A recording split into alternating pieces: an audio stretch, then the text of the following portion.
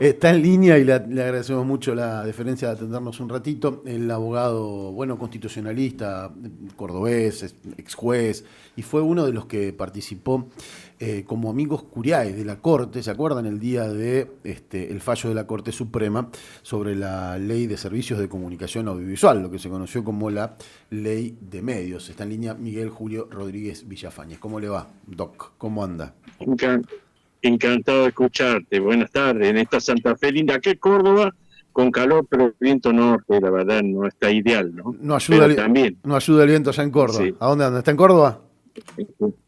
Sí, estoy en Córdoba, sí. Bueno, La verdad que no ayuda, viento norte, mucha tierra. un gustazo poder Este, charlar un rato con usted para, bueno, nada, para afrontar un tema, para mm, analizar un tema muy interesante. Se está planteando sobre el este, tapete la cuestión del odio, de los medios de comunicación, de lo que se plantea desde allí, de estos discursos. ¿Qué mirada tiene a priori como para arrancar a charlar? bueno, primero que he visto eh, el discurso del odio. En realidad nosotros tiene que ver con el discurso de la falta de regla de juego, porque acá en última instancia es como si quisieran jugar al fútbol y uno quiere jugar 30 minutos, otro 45, uno quiere que los goles se hagan con la mano y otro no. Tiene que haber reglas básicas. Y dentro de esas reglas básicas tiene que haber institucionalidad con límites. Fíjese que usted en Santa Fe el ejemplo ideal para cómo no se debe actuar.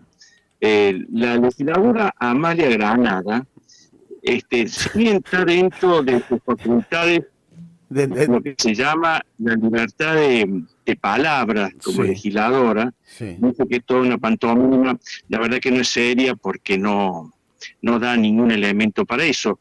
Pero lo más grave de esta mujer es que no se contenta con eso, sino dos cosas. Dice, tengo garantizado que no me van a tocar porque el Partido Justicialista no tiene mayoría, y agrega algo que yo no entiendo cómo lo están dejando pasar. Dice, no me busquen, porque miren que voy a empezar a hablar de todos sus chanchullos, voy a empezar a hablar de sus amantes, miren que conozco todo lo que pasa, sé en lo que anda, y voy a meterme no solo con sus amantes, también con su familia, madre, hijo, con todo. No se olvide que además de diputada soy periodista e investigo lo que pasa ahí dentro. Esto en sí mismo merece un repudio de todos sus compañeros, incluso la ciudadanía. Imagínense, está extorsionando, que no vaya a ser que le voten en contra, porque va a hablar de cuestiones íntimas, incluso metiéndose con la familia, madre, hijos, y que a su vez encima manosea una profesión tan importante como la del periodismo, haciendo pasar que gracias a eso tiene información con la cual puede extorsionar a las instituciones. Esto es gravísimo. Acá empieza a haber un montón de desatinos que hay que poner en su lugar. Acá, si la Cámara de Legisladores de la provincia de Santa Fe no toma una resolución al respecto, no me meto a qué nivel, si expulsarlo o no, pero no hace un repudio de esta forma de comportarse de esta legisladora granata, estamos retrocediendo. A eso hay que distinguir. Una cosa son las broncas, usted puede querer una persona, puede no quererla. Puede ser uno de River, otro de Boca. Ahora, uno tiene que saber que en el partido no por eso puede sacar una pistola y matarlo al otro, y que tiene que jugar con reglas de juego. Claro. Acá parece que se hubo corrido el límite. Fíjate que el tema ha llegado a un nivel que acá la política del odio, en realidad concretamente la política que llevó al magnicidio, tiene antecedentes concretos. Fíjese que se invitaba públicamente al magnicidio, y acá hay que ponerlo en contexto, cosa objetiva. Una cosa son las discrepancias políticas y otra cosa es el planteo de muerte, encapsulado y frontalmente, no encapsulado y frontalmente expresado contra la vicepresidenta. Recordemos que frente al obelisco, el pleno centro de la ciudad de Buenos Aires, el 9 de julio de este año, organizado por la oposición, al canto de Argentina sin Cristina y con el beneplácito de los participantes, se exhibía una guillotina que en su parte superior tenía un cartel que indicaba todos presos, muertos o exiliados. Sí. Fíjense lo que es ese mensaje. El 22 de julio también de este año, un grupo de manifestantes se juntaron ante la sede del Instituto Patrio en La Cava, donde tiene una oficina la expresidenta. Allí arrojaron basura, patearon puertas, treparon las ventanas de la sede del instituto. Mientras tanto, un hombre que encabezaba el grupo con un megáfono y tono enardecido decía que iría a buscar a Cristina con una ametralladora y agregaba: Cristina, ahora te toca la horca, es el único camino para deshacernos de vos. Todo ello ante efectivo de la policía de la ciudad que observaba sin intervenir. Le digo más, le digo más, doctor, le digo más, no solo sin intervenir. Hay un video en el que un policía de la ciudad de Buenos Aires le hace un choque los 5 con la mano al señor del megáfono, como viste cuando conoce a a alguien y lo saluda. Y ese señor del megáfono, estamos de acuerdo. ese señor del megáfono, el viernes que fue feriado, a raíz de lo que pasó con la vicepresidenta, ese señor fue y se instaló en la puerta del Congreso y siguió haciendo lo mismo en el megáfono el día del feriado para reflexionar de esto. Si eso para la policía de la capital federal, que ha exagerado el timo cuando fueron el pueblo a demostrar su amor a Cristina diciendo que defendía la tranquilidad de los vecinos, y mientras tanto no actúa cuando hay mensajes de esa envergadura amenazando de muerte. Pero quiero seguir. Un diputado nacional de Neuquén, Francisco Sánchez, también del PRO, el otro, el 22 de agosto de este año, pidió la pena de muerte para la vicepresidenta Cristina. Correcto. Esto también es una fuerza, porque él tiene que saber que de acuerdo a la Constitución en la Argentina está prohibida la pena de muerte, aún al peor criminal. Solo para mostrarse en un campeonato quién la mata primero, aunque sea simbólicamente. Después Román Gutiérrez, un concejal de Juntos por el Cambio de Pergamino, el 30 de agosto en su cuenta Twitter publicó, refiriéndose a la presidencia, que hay que fusilarla. Todo ello en protagonismo mediático de, como dije recién, quién la mata primero, aunque sea simbólicamente, en un verdadero odio serial con virus contagioso sin límite. Ella venía a sufrir en marzo ataque a su despacho en el Senado. Asimismo, la amenaza de muerte ya tenía antecedentes en el año 2021, cuando se colgaron bolsas mortuorias, una con la cara de ella frente a la Casa Rosada. Y acá hay que poner de acuerdo. Una cosa es la discrepancia que se tenga aún con la firmeza que se tenga hacia una persona, y otra la invitación pública a muerte concreta a la persona. Por supuesto que de esa manera se invita al magnicidio en una data o indirecta del crimen. Fíjense que esto es un tema que hay que tener en cuenta. ¿Cómo? No, sí. Que lo escuchamos con un pequeño problemita de audio, pero ahí retomó bien y lo estamos escuchando bien. Continúe, por favor. Bien, fíjate que parece mentira que en nuestro país tenemos más conciencia en contra de los mensajes del odio en el fútbol que en la... Lo perdimos. Comporta antideportivamente. Doctor, vamos a tratar de restablecer la llamada y a ver si lo llamamos por línea u otra manera de la que lo estemos llamando, porque la verdad está saliendo con mucho ruido y una pena porque lo queremos escuchar atentamente, así que reacomodamos la llamada. Pueden llamarme un fijo. Ahí lo dejamos con la producción y se comunica, no se haga problema que ahí lo volvemos a retomar. Estamos charlando con el doctor Julio Villafañez, se llama Miguel Julio, ¿no? Rodríguez Villafañez fue, como le decía, fue el amicus curiae ante la Corte Suprema de Justicia cuando se debatió la Ley de Servicios de Comunicación Audiovisual. Tuve el honor de ayudarlo a trabajar para esa exposición. Hemos quedado varias noches desvelados terminando de revisar papeles y demás y es un tipo, es uno de los tipos que más sabe en Argentina, que fue juez federal en Córdoba, es uno de los tipos que más sabe de derecho y comunicación, Por eso fue admitido como amigo curial. Claro, claro, obviamente. Es una persona que ayuda a proporcionar elementos, es argumentos. un especialista en la materia. Para poder, literalmente, claro, es un especialista en la materia. Y nos parecía muy interesante poder charlar un rato con él para que, bueno, fíjate el nivel de detalle de cómo va teniendo el tema manchado de las distintas cosas que van ocurriendo, pero es muy interesante que podamos charlar también con él para consultarle temas muy puntuales, como por ejemplo, cuáles son la penalización que existe en nuestro país hoy ya en estos tipos de actos discriminatorios, porque hay leyes que van directamente hacia estos puntos, y preguntar y también saber por qué no se avanza, digamos, con ningún tipo de penalidad. ¿Por qué esta gente puede hacer estas cosas gratis? Digo, gratis es que no le importe y que no pongan esas situaciones. Claro. Doctor, lo escuchamos ahora, a ver si lo podemos escuchar bien. Decía que el único... ¿En qué parte no lo dejamos de escuchar justo cuando hablaba de la cancha, ¿no? Estaba hablando de la cancha de fútbol. Decía que en el país es más fácil entender la lógica del discurso del odio en el fútbol, que parece mentira, que en la política, porque en el fútbol está aceptado por todo y por reglamento de la AFA, etcétera, que si la hinchada de un equipo o los, digamos, simpatizantes de un equipo comete determinados hechos contra la otra hinchada, lo agrede o hace destoso o dice cosas malas, insulta, discrimina, le ponen una multa al club, le suspenden la cancha, no pueden ir con hinchada al partido. Y te digo, creo que se entiende que eso es razonable, porque el fútbol es un deporte en donde tiene que haber pasiones en el sentido de alegrarnos o amargarnos, depende de cómo salga el partido, pero no por eso matarnos y hacer otro tipo de cosas que no merecemos. Y eso resulta que trasladado a la política parece que no hay límite. Acá parecería que el único límite es la muerte, o sea, decir, como le decía, plantea la presidenta, si no la matamos, esto no va a cambiar, no hay discusión de idea.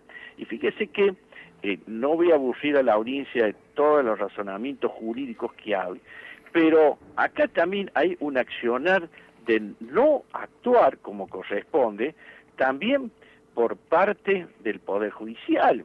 Acá está la ley de la defensa de la democracia, está el Pacto San José de Costa Rica, y fíjese, en función de lo que venimos hablando, hay un artículo del Código Penal específico que es el 209, que dispone que el que públicamente instigare a cometer un delito determinado contra una persona o institución será reprimido por la sola instigación con prisión de 2 a 6 años. O sea, basta con que instigar. Acá ha habido personas con la aquiescencia de miembros de partidos que decían, la voy a matar. Acuérdense, en menos de 3 meses a la presidenta han dicho que le piden pena de muerte, la horca, la guillotina, el fusilamiento. Y no era una cosa eufemística, era direccionado, poniendo al país y a la presidenta en una situación inaceptable. Acá, en el fútbol se podría poner una sanción al club que llega a decir eso, y acá los partidos políticos no se sienten convocados. A lo que se suma, y bien dijiste cuando empezó la entrevista, que la ley de servicio de comunicación audiovisual, en lo que ha quedado dentro de lo que fue mochado por el presidente Macri, establece en el artículo 70, sí, es un tema no menor, que la programación de los servicios previstos por esa ley deberán evitar contenidos que promuevan o inciten tratos discriminatorios basados, entre otras cosas, en opiniones políticas o de cualquier otra índole. E incluso la violación de esas disposiciones tiene sanciones de multa. Pregunto, ¿y por qué no se ha puesto una sola multa en tantos programas que se han solazado en eso? Programas que filmaban en directo la guillotina, que directamente hacían una apología como si fuera una broma de fin de año de la secundaria, el hecho de poner una guillotina y amenazar con muerte a quienes piensan distinto. Estas son reglas de juego que hay un límite. Mire, lo mismo le ha estado pasando al periodismo, que en ese aspecto es importante, así como hablamos al principio, que esta santafesina que se dice periodista granata de ninguna manera puede hacer honor a una profesión como esta.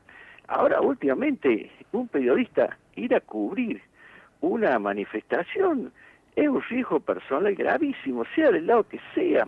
Y eso tampoco puede aceptarse porque se está cumpliendo una tarea de informar.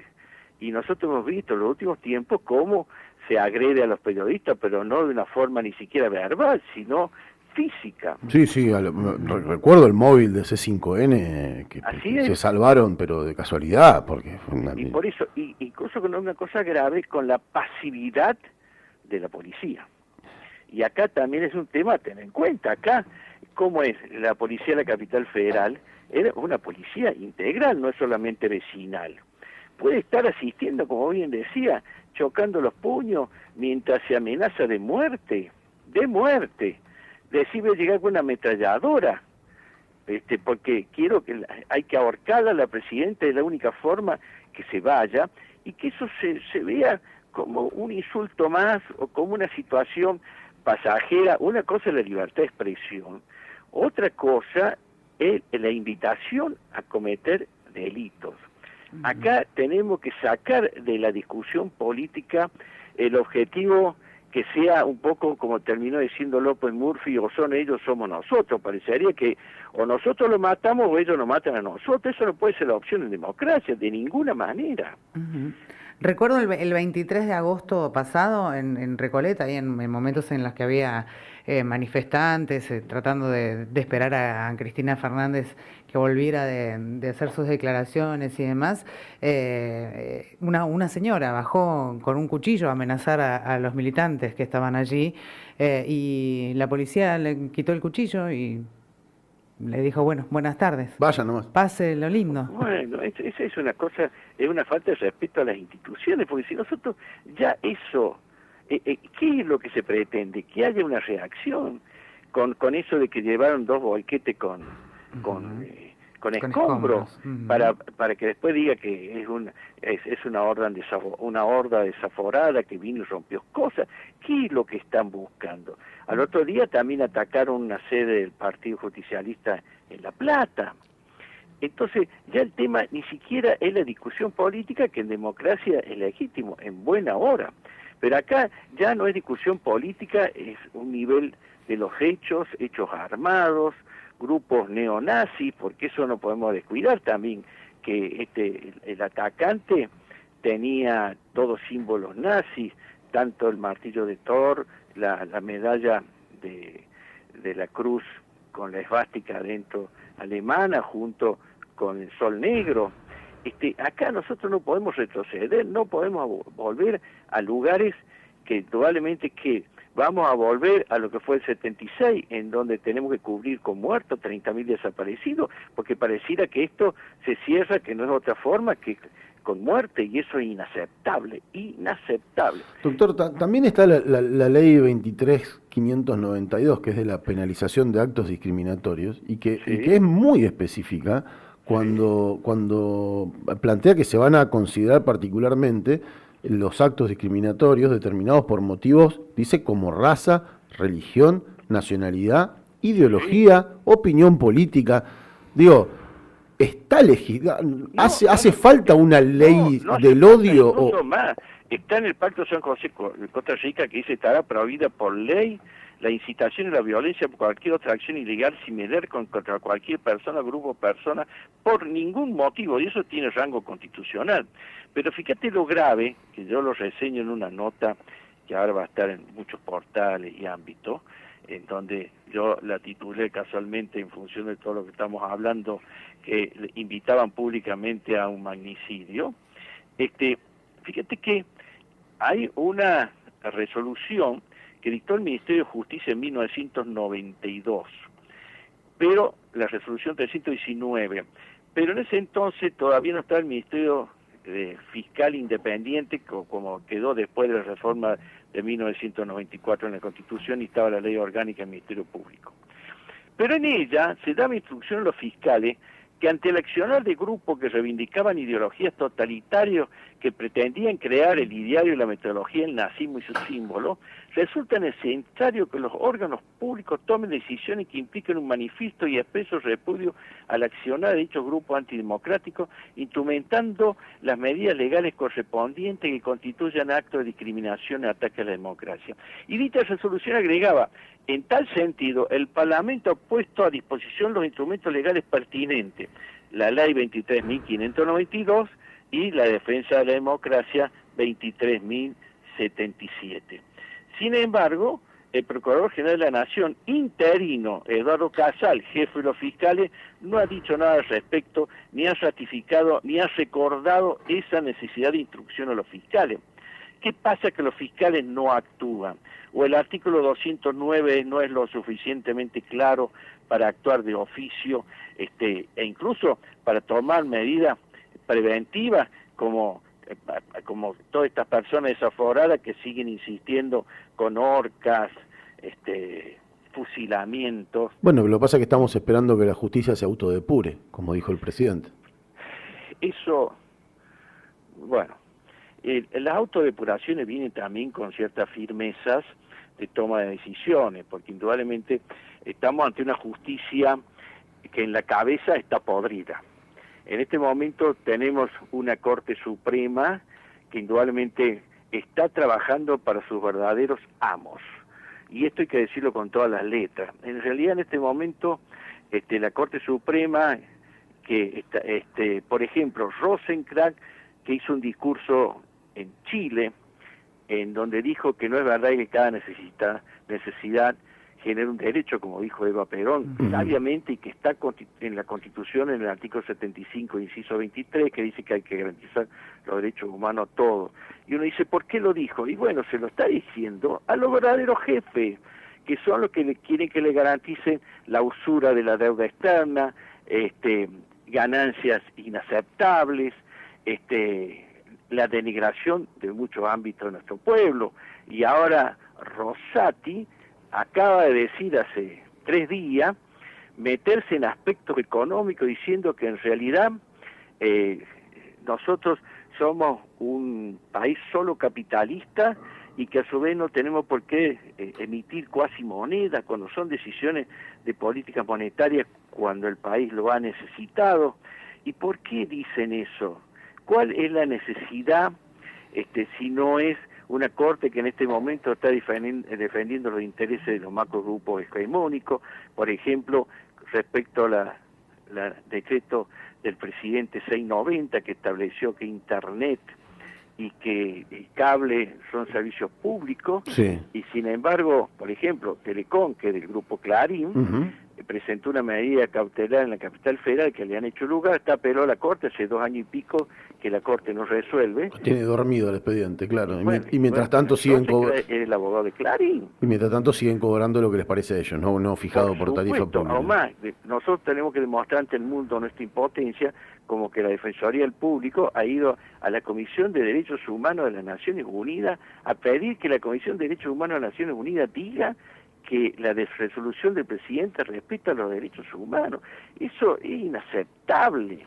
Y tenemos el otro componente que integra la mayoría por el momento, que más queda, con un proceso por el mal manejo de la obra social del Poder Judicial.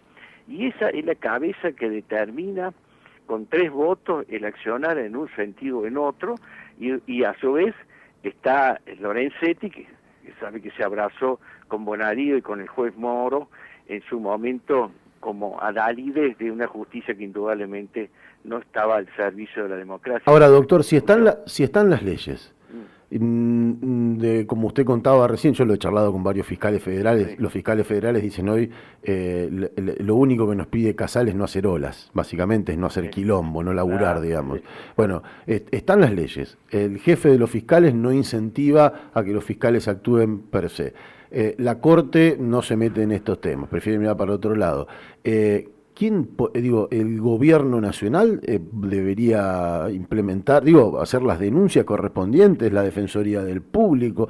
¿Quién puede activar estas leyes? Es hacer las denuncias, pero a su vez impulsarlas. Yo vengo diciendo acá el tema de la Corte, y acá hay un parate institucional inaceptable, o sea, que nosotros hace 13 años no se puede nombrar el defensor del público de la Nación, que a su vez hace 6 años no se puede nombrar el Procurador General de la Nación porque Casal es interino, que a su vez no se puede nombrar ni siquiera en la vacante de la Corte que dejó la renuncia a la ministra Hayton de Nolasco para incorporar por el momento una mujer en una Corte que directamente no hay mujeres.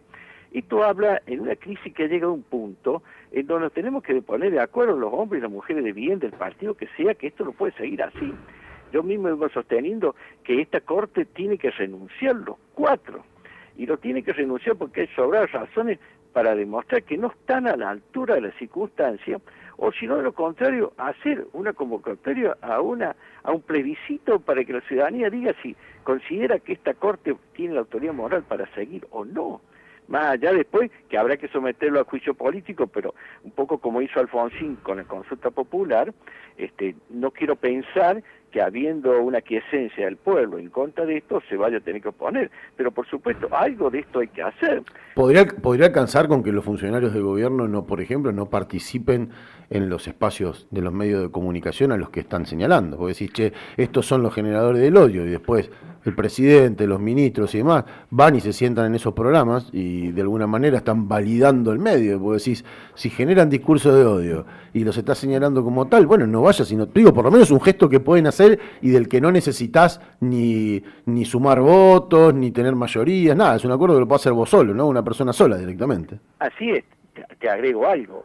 En la Argentina no hay una ley de distribución de publicidad oficial que debería haberla, tanto a nivel nacional, provinciales y municipales. Correcto. Porque es un detalle que yo vengo sosteniéndolo dentro de la coalición por una radiodifusión para la democracia, etcétera.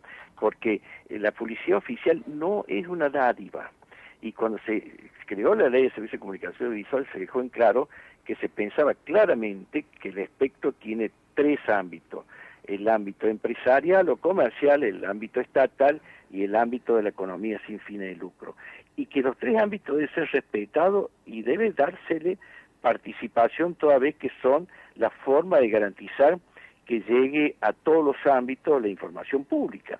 Pero nosotros nos encontramos con que desde diciembre del 2020 a agosto del 2021 se repartieron 7.600 millones de pesos en publicidad oficial, de la cual casi el 68% se lo llevaron 5 o 6 macromedios, pero solo el grupo Clarín se llevó 1.000 millones de pesos. Yo digo, acá no se pretende quitarle la publicidad oficial a todo porque no diga que se cena la libertad de expresión, pero ¿por qué darle tanto? Cuando a su vez toda la radiodifusión comunitaria, cooperativas, mutuales, están con problemas, graves problemas económicos, y es obligación del Estado. Una cosa son los FOMECA, que es pedir subsidio, otra cosa es la obligación que se tiene, que criterios objetivos de distribuir el dinero que tiene el destino a la publicidad oficial. Es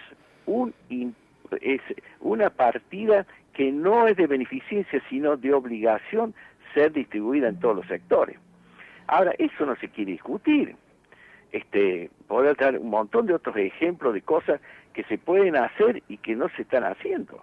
Yo le doy otro ejemplo. Ha quedado en claro que la retirada de la doctora Gil Carbó fue porque había amenaza, incluso le usaron los hijos para que tuvieran miedo y cosas por el estilo, en base a lo cual ella renunció. Pregunto, ¿no sería del caso que el presidente declarara nulo el decreto que le aceptó la renuncia porque quedó en evidencia que esa renuncia fue producto de una verdadera extorsión y que vuelva a quedar en su lugar? Digo yo, hay caminos que habría que ver, por lo menos intentarlo. ¿Qué pasa que no se nombra a una mujer para el cargo que falta en la Corte? Aún más, yo vengo apoyando, me parece muy interesante, algo que lamentablemente Santa Fe no se ha adherido ni Córdoba, que es la propuesta de los 18 gobernadores, que permite oxigenar la Corte, porque en este momento además, fuera de esta parte que es vergonzosa de la Corte, lo cierto es que las sentencias de la Corte son una farsa, y voy a decir esto para que vea que no es un discurso panfletario. Yo siempre digo que las sentencias de la Corte son como las salchichas, que uno las ve bien calentita en un pancho con mayonesa o con mostaza, parece riquísimo hasta que sabe que tiene adentro y cómo están hechas. Porque ese es el problema. Yo le hago este cálculo que es objetivo, no es un cálculo, ya te digo, ni de panfleto ni nada, Sí. e invito a que vean la participación de Zaffaroni, exministro de la Corte, en la sesión del Senado cuando discutía esta ley. La Corte resuelve entre 15.000 y 17.000 casos por año. Si uno lo distribuye por los días hábiles, 210 al año, da un promedio de 69 resoluciones por día. Es evidente que es imposible que se pueda ni siquiera saber lo que se firma. 4 jueces. Sí, 4 jueces, pero ¿cómo va a saber el propio Zaffaroni? Dice, a veces a mí me traen una carpetita amarilla, dice, con un papelito, esto es 280 es lo que se llama el cerciorari, en base a lo cual a uno le pueden rechazar un recurso extraordinario y sean tal razones. Y firmar, pero tan así que dice Zaffaroni con mucha honestidad intelectual, dice, mire, terminamos los acuerdos de firmar toda esa pila de cosas y le preguntamos a los secretarios, oiga, ¿hemos firmado algo de importancia que nos pueden preguntar el periodismo? Escúchame, en la época de Fay, que dijo que él no se iba a ir hasta que no viniera otro gobierno que no fuera peronista y se fue cuando ganó Macri, Sí. que se fue con 90 años no respetando la Constitución en la edad. Ujú. Hay un secretario de la Corte que me contaba que le llevaban los expedientes a la casa y yo le digo al secretario de la Corte, che, pero vos le explicabas lo que iba a firmar. No, iba para tenerle a la mano que no se le cansara cuando firmaba. Claro, entonces nosotros en este momento, y acá viene el caso, ahora todo el mundo se saca la vestidura, no va a decir que va a tener una corte de 25 miembros. Le digo, mire, en este momento tenemos una corte de 205 miembros. Usted me dice, ¿cómo 205? Y sí, porque para sacar 17.000 resoluciones hay 200 funcionarios que proyectan las resoluciones.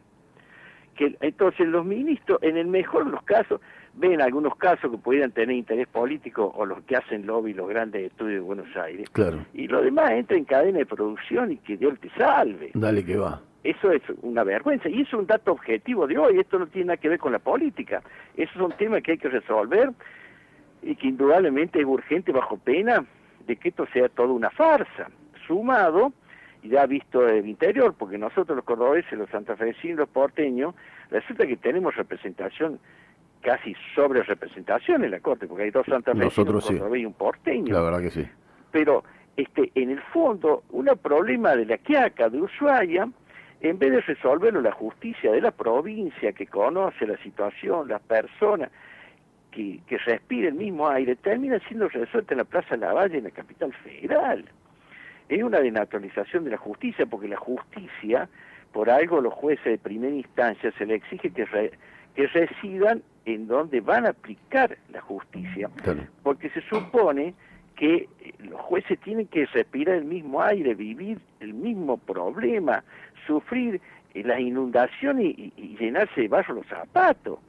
Acá nosotros tenemos una justicia con perfiles monárquicos, y te digo por qué digo lo monárquico. Fíjate que la monarquía en la Edad Media existía justicia, había jueces, pero el juez era el rey, o sea, el juez representaba al rey, por lo tanto, todo el que venía a ese juez es como si viniera al rey, por lo tanto eran súbditos.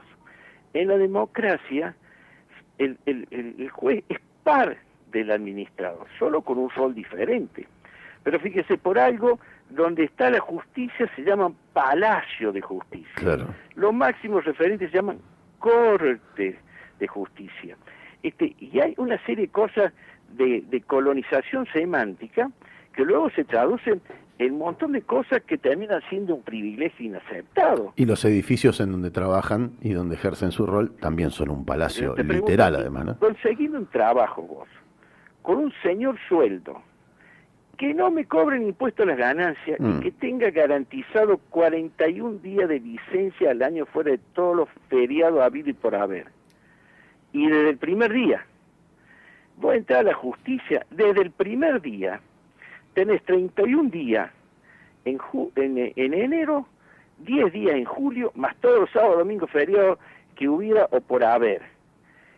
Y desde el primer día, en cualquier empleo, para tener 30 días de licencia anual, necesitas trabajar 30 años por lo menos. Claro. y bueno, y nadie dice nada, no pagan impuestos a las ganancias, se quiere jubilar cuando se le da gana, no respetando el artículo que manda que sea a los 75 años. Entonces, ¿con qué ejemplaridad esa justicia va a poder decir yo interpreto la Constitución y obliga a que usted la cumpla?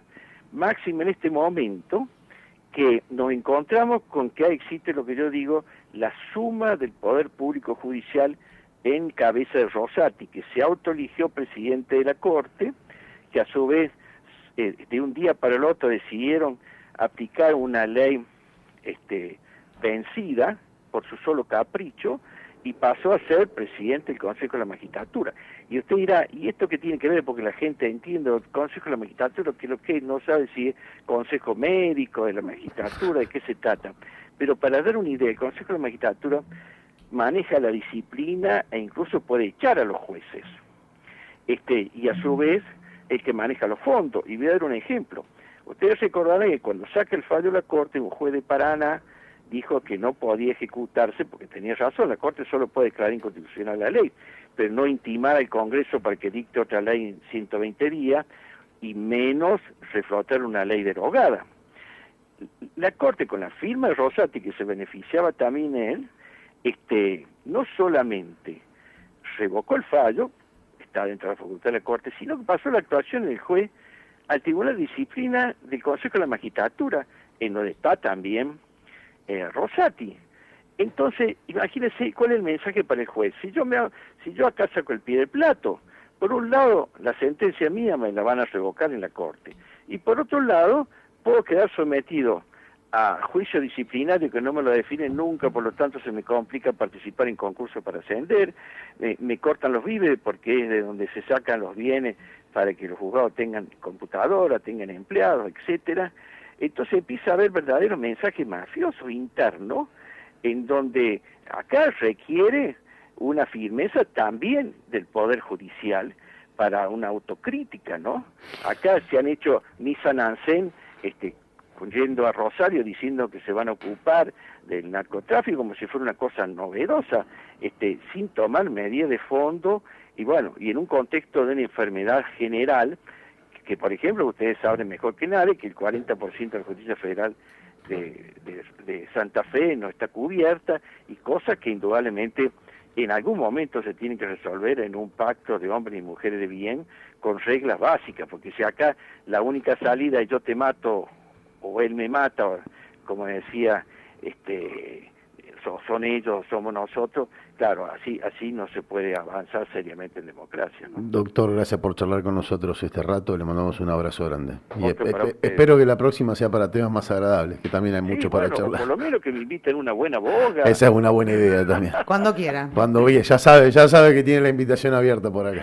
Bueno, abrazo grande, doctor, muy amable. Buenas tardes. Hasta luego. Charlábamos con el doctor Miguel Julio Rodríguez Villafañez, ex juez, especialista en Derecho y Comunicación. Me quedo entre varias de las cosas que dijo, y para ceñirnos al tema por el cual lo habíamos convocado.